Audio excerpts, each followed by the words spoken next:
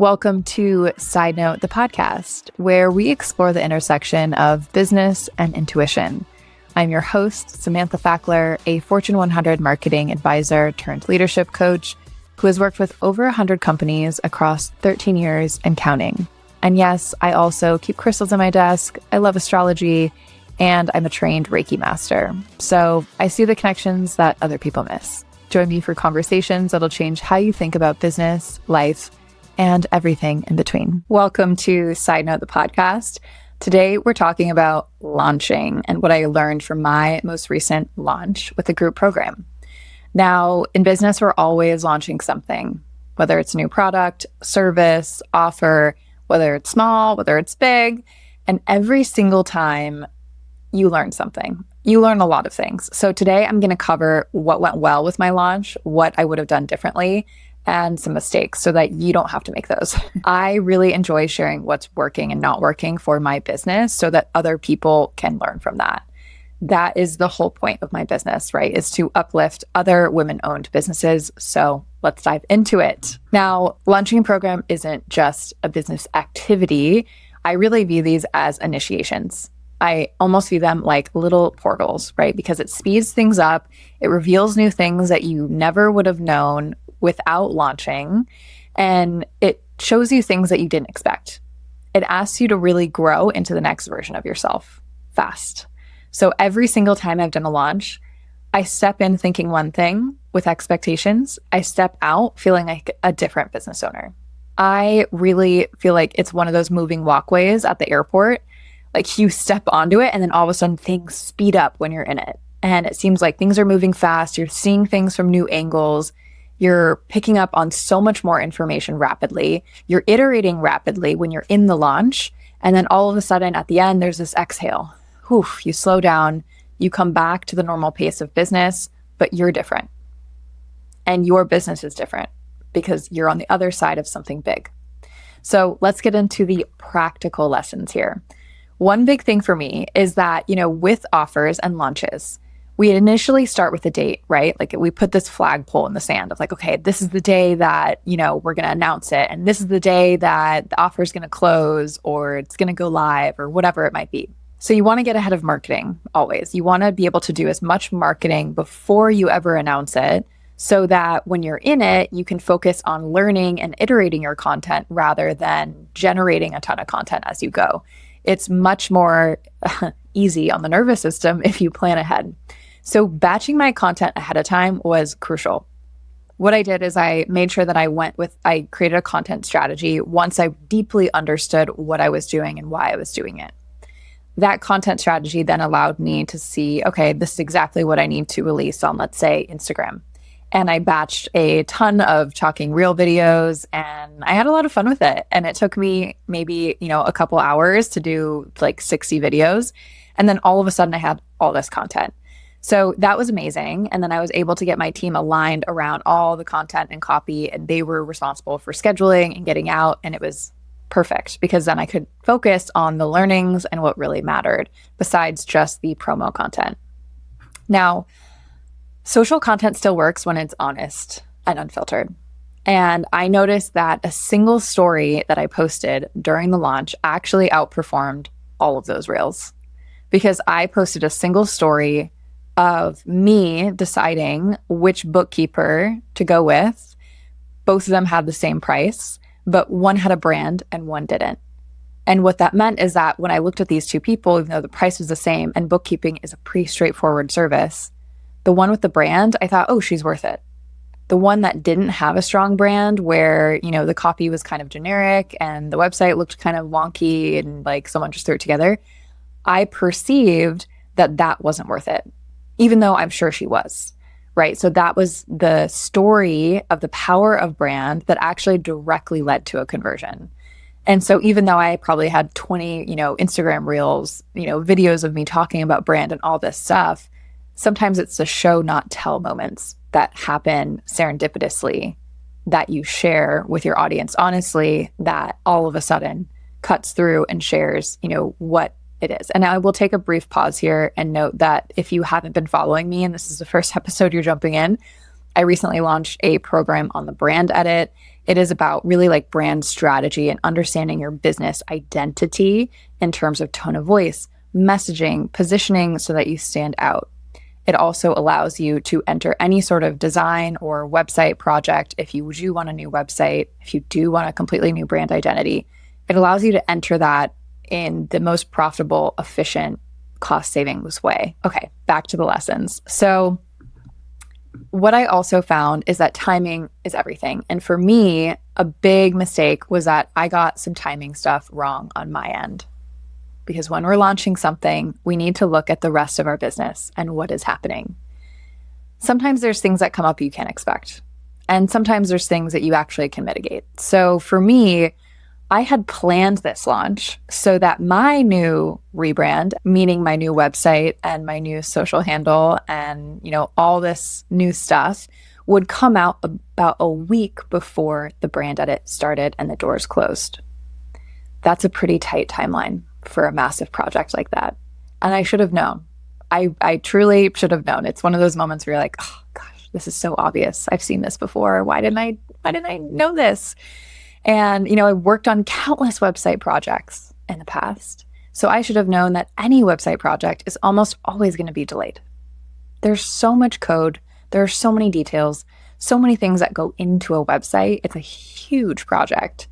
And so not only to try and time it like that, but also to be tackling that project alongside a launch, would not recommend. Again, luckily I did all that content and marketing stuff beforehand, so things were scheduled and out, so I could do these two at the same time without completely losing my brain. But it was pretty close. I will say I had a lot of 10, 12-hour days that I wish I didn't. I wish I had more time to savor the launch, to learn even more, to try new things and experiment when I was in it, rather than splitting my attention between, getting my new website out with my designer and developer, going through, writing all that copy, and this launch. So another learning here is like show, don't tell sometimes, right? If I had my new website out, a new brand, it could have been a more powerful story. And that was the intention, was that this thing would go out and then it'd be like, hey, I can teach you to do this thing too. But sometimes timing doesn't have your back that way. So that's not how it went. So I know that now, right? I'm never going to plan a launch when I have other main projects going on. During this time, I also changed people on my team in terms of the podcast. So not directly related to the launch, but still when you're onboarding and offboarding people, that's another, huge energy demand too. So just look at what's happening in your business. Look if there's going to be major changes coming up and try not to plan your launch around those. Now, here's another permission slip for you. It's okay to pivot your strategy mid-launch. What I found, because again, sometimes we just don't know things until we're in it, what I found is that when I talked about this program, the word strategy went over people's heads. That did not resonate, even though this is essentially a strategy group program, right? Is really getting into your business and making sure that you're speaking about yourself in the right way and you present yourself and that you're actually standing out in the market. That requires strategy, but the word strategy doesn't resonate because people, and this is a spicy little take, especially entrepreneurs, we think that we know more than we do. And we often think that we are more strategic than we really are. And I find that good strategy is pressure tested with other people that can check our gaps, right? And not just people that say like, hey, thumbs up, this looks good, confirmation bias. It's, hey, actually, did you think about this? Hey, actually, I noticed, I don't know if this is actually going to resonate. I actually don't even know what this means myself. Because when we're in it and we're creating this new thing and it's coming from us, we have biases that we need to be cognizant of, be aware of. Hey, there are certain things our brains are just going to skip over and because we have assumptions that are baked into how we think and move through the world. So learning this, I pivoted a little bit in terms of how I talked about the program midway through based on the traction I was seeing. Now, for me too, a great thing here was that I brought in experts in this program because again, I was like, I'm going to teach what I know so well. And I've taught different parts of this program many times before. And I've done this for like over 13 years, which is crazy. but I wanted to bring in people to complement my skill set and also show, right, that like no one person knows everything. And so I brought in a lawyer on trademarks. I brought in a designer to talk about stuff. And holistically, it felt right. And then I didn't even totally ask these women, like, hey, can you please market for me? But they naturally did, which was awesome. And then what also serendipitously happened is that I had, my brand designer just was so supportive and promoted things for me. Like she would post like, hey, Sam's having a workshop on rebranding. Hey, Sam's doing this program on brand strategy. I didn't ask her to post that. And I didn't ask some of my friends to post stuff either, but they did.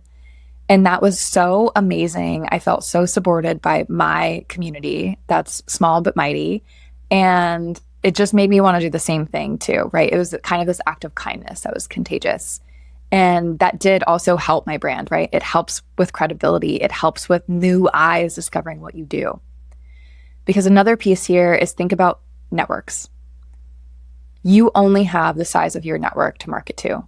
So the question becomes, when you have a launch, how can you tap into other networks to get your launch in front of more eyeballs, in front of more people that could potentially be a fit and find tremendous value in what you offer? So that was a big thing for me. I made sure to post in communities I was in and to look for new networks. And then, of course, when people post on your behalf, those are new networks you're tapping into. I'll probably do a whole episode on that in the future. Now, this is another huge lesson for me and like major key for women, right? I planned my launch around my cycle. I made sure that the weeks where there was going to be a lot of energy demand for me to either like create or review content or to be building stuff or to be on camera, I made sure that those weeks hit when I was in the parts of my cycle where I have the most energy. And when I was like late in my luteal phase, absolutely crashing in energy and focus, that hit when there wasn't a lot required for me. And that was like the biggest hack that I'm going to use for the entirety of my business, because that gave me just like it was almost like the launch like served me on a plate exactly what I needed week by week because I planned it with my energy around my cycle. Okay. Part 1 was the practical lessons. Part 2 here is the emotional and energetic lessons, right? When we create something, we can have all the confidence in the world in the beginning. We're like, oh, this was fire. This is so good. I poured my heart and soul into it. It's such a good product, service, whatever. Then you launch it out there. You're feeling good. It's finally out there. You've done all this work. And then when you get crickets or your expectations are not met, your confidence can take a straight dive plummet into the ground. And it sucks. It doesn't feel good. But it happens with every single launch, because every single launch in the entirety of the universe, you always learn information. I have seen this. I had a corporate client recently who did a $1 million giveaway campaign. I saw it with them. You'd imagine that doing a $1 million giveaway campaign for a Fortune 100 company would go pretty well. And it did go well. But again, it did not live up to these like golden expectations that like the whole world was going to rally around this thing and that millions and millions of people were going to participate. For them, like 500,000 participated, which is great. We just want to manage expectations, and so that we can nurture our confidence throughout this and really look at this with a beginner's mindset when we're in it. Like, okay, let's stay curious. What am I learning? What's not going well? What are the opportunities? How can I fill these gaps? Who do I need to talk to better understand the problem here?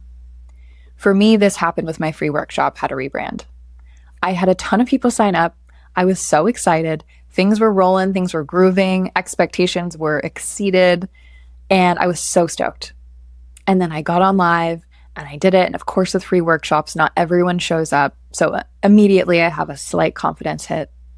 And then after the workshop, I was feeling so good, right? I put so much information in it. I packed it with value. I went fast. I had time for questions. I did my pitch. I practiced that sales pitch at the end. I thought, when I got off that call, I was like, hell yeah, 1 million people are going to sign up for this. I'm going to knock my goals out of the park. It's going to be awesome. And then no one signed up for a couple days, right? I expected immediate signups. I was like refreshing my email, looking like, okay, why isn't anyone stepping in? And that sucked. But that's natural. I should have expected that. Most people don't sign up right away. They hear about an offer and then they kind of need to be nurtured along the way.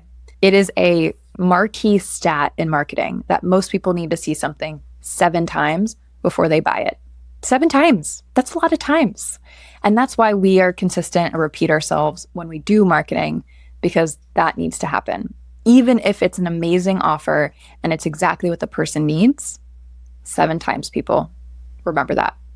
So I wish I kind of expected that and didn't have these super high expectations for it, because the day after my free workshop, I went on a dog walk and I was in tears. I was grieving. I was like, what if this doesn't work? All my fears came up. My scarcity came up. I was like, oh my gosh, what if this goes flat? What if all this time and energy that I've poured into this and investment I've poured into this, right? Because my team's working on this. I felt like I put hundreds of hours into making this happen, and I really felt it. You know, for the brand edit, it was one of those offers that I felt called to do. It wasn't something that was super, high level strategic, or even an offer that was going to make a ton of money. I made it super accessible. So I was like, why aren't people buying? And it made me question, am I doing the right thing? Is this really what I should be teaching? By the time I got home from that dog walk, I was like, yes, it is. People just haven't bought yet. Calm down, Samantha.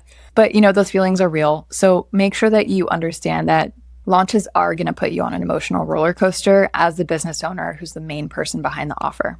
So the key here is to reconnect with your original spark. And for me, that meant journaling about how, this was really going to change women's lives, and how this is going to completely change their businesses and draw in more clients for them, and how I can be the catalyst for that by teaching them and giving them these tools that then they can use to go flourish.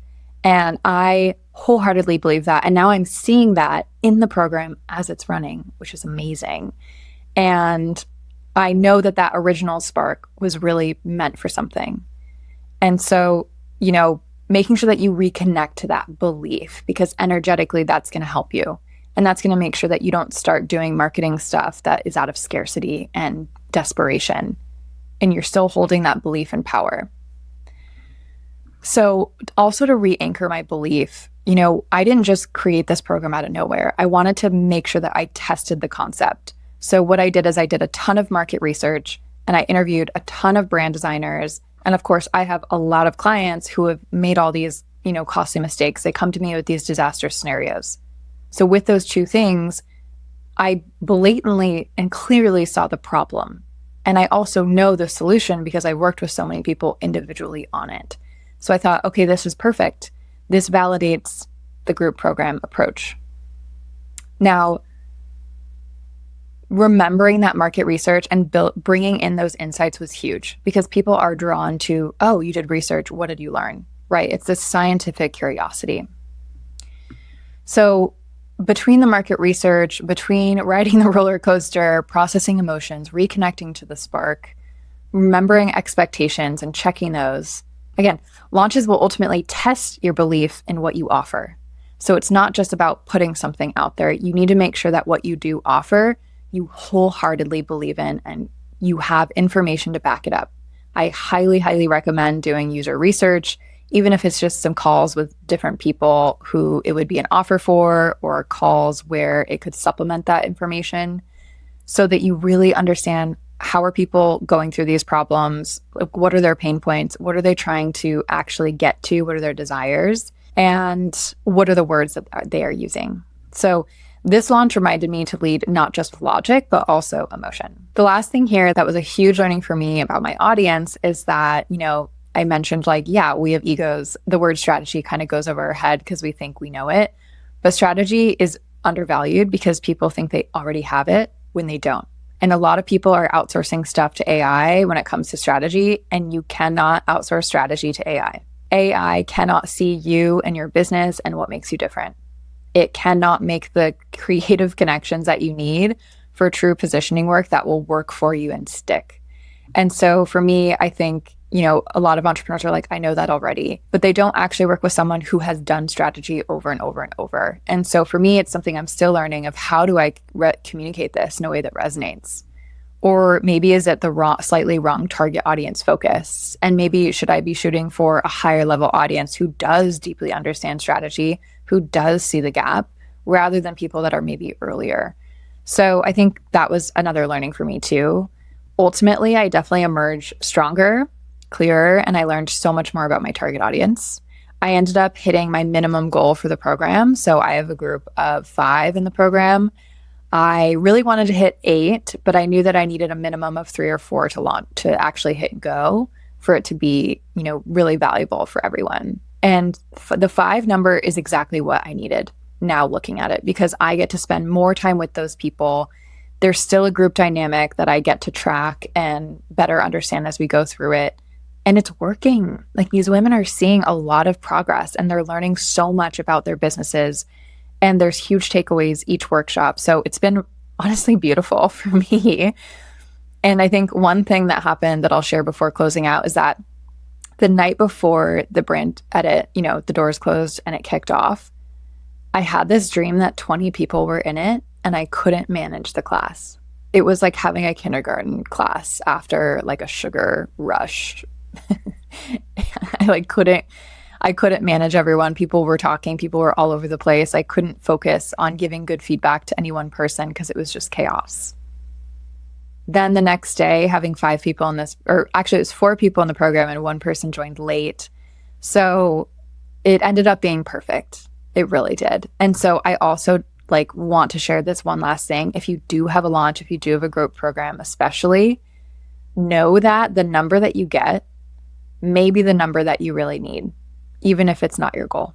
So with that, if you're launching something or thinking about launching something, know this: it will stretch you, but it will also sharpen you. I feel so much more powerful as a business owner being on the other side of this. And I have so much more information on launches moving forward. So let it sharpen you with that. If you want more lessons like this, I do share little tidbits of this in my weekly newsletter. It's in the show notes. And these are the tips that I share with my private clients, but now expanded to the newsletter. There are quick wins that I'm learning from the week.